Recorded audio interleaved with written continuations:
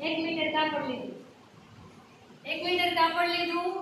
એમાંથી પહેલા સૌપ્રથમ અસ્તરવાળા બ્લાઉઝ કટિંગ કરવું હોય તો પહેલા અસ્તરમાં કટિંગ કરવાનું અસ્તરમાં કટિંગ કર્યું તમે અસ્તરમાં કટિંગ કરીને પહેલા કપડું ગોઠવી લેવાનું માપ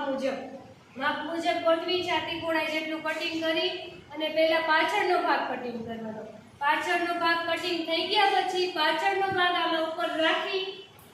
અને 1.5 ઇંચ એક્સ્ટ્રા લેવાનું કેટલા ઇંચ 1.5 ઇંચ એક્સ્ટ્રા લેવું પહેલા પાછળનો ભાગ કટિંગ થઈ ગયો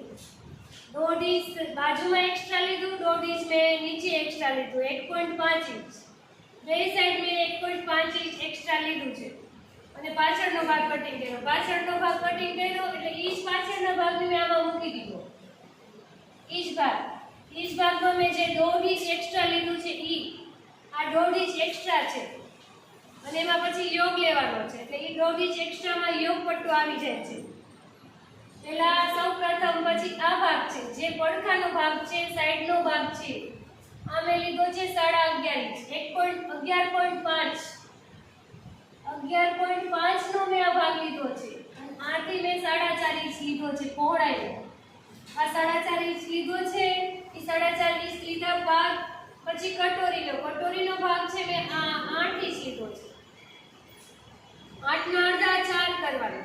8 ના અડધા 4 ઇંચ કરી અને આ પોઈન્ટ છે 1.5 ઇંચનો લીધો છે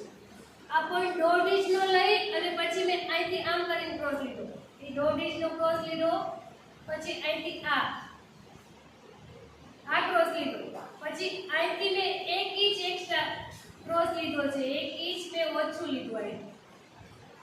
પછી આ છે બટન પટ્ટી વાળો ભાગ આ 5.5 છે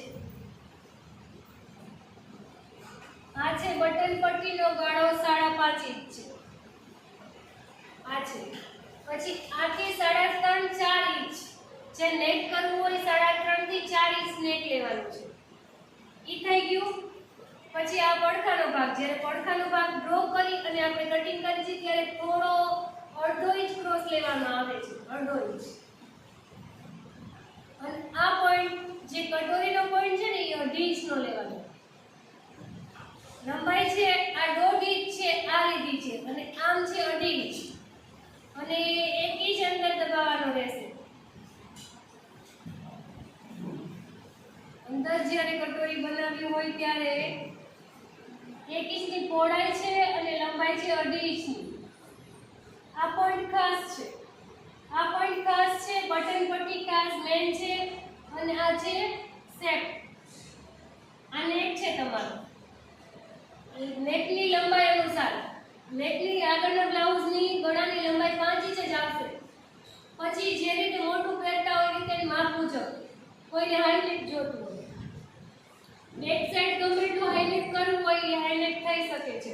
પણ આગળનું 5 અથવા 5.5 ઇંચ પછી માપ અનુસાર થઈ ગયું અને યોગ પટ્ટો છે એક બાજુ મેં 4 લીધો છે એક બાજુ 3.5 ઇંચ લીધો છે ઈ યોગ પટ્ટો ક્રોસમાં કેમ છે યોગ પટ્ટો અહીંથી આ ભાગ ક્રોસમાં જાય છે એટલે ઈ બટન પટ્ટી સાઈડ મોટો ભાગ છે 4 ઇંચનો ઈ બટન પટ્ટી સાઈડ આવશે આ ભાગ છે 3.5 ઇંચ છે ઈ આ સાઈડ આવી જશે આ પડખાનો ભાગ છે અને આગળ ફ્રન્ટમાં બેક સાઈડનો સ્લીવનો ગાળો છે 1.5 ઇંચનો લેવાનો છે અને આગળનો ગાળો છે 1 ઇંચનો લેવાનો છે એવી જ રીતે જે સ્લીવમાં બતાવ્યું છે સ્લીવમાં છે કુલ લંબાઈ લીધી છે તમે અને બેક સાઈડનો ભાગ આખો છે અને ફ્રન્ટનો ભાગ 1 ઇંચ ઓછો લેવાનો આવે છે શું કામ ને કે આપણો ફ્રન્ટ અને આગળનો ભાગ બેક સાઈડનો આ છે આખો હોય છે બેક સાઈડનો ભાગ અને આગળનો ફ્રન્ટનો ભાગ આપણો 1/2 ઇંચ ઓછો હોય છે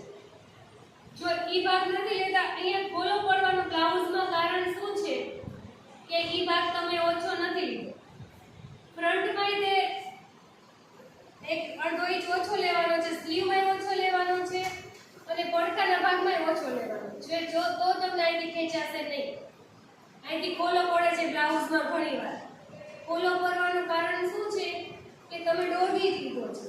આગળનો ભાગ ગમે ત્યારે કટિંગ કરતી વખતે 1 ઇંચ લેવાનો રહેશે અને યોગ પટ્ટો આ જે મોટો ભાગ છે બટન પટ્ટી બાજુ આવશે ઈ કાળજી લેવાની છે સમજાણું?